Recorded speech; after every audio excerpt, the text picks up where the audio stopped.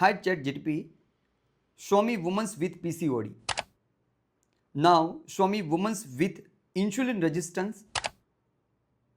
હવે જો 3 month proper બદલાવની શરૂઆત કરે, ફૂડ હેબિટમાં ચેન્જ કરે અને સ્ટ્રેસ મેનેજમેન્ટ કરે તો કેવી દેખાશે?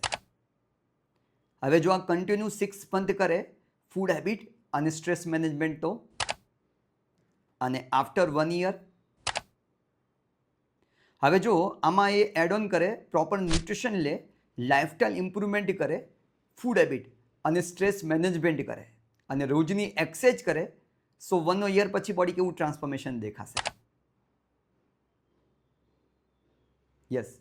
સો આવું જ બદલાવના કારણે અમારી સાથે લોટ્સ ઓફ વુમન્સ છે પોતાના બોડીના ટ્રાન્સફોર્મેશન કરી ચૂકી છે.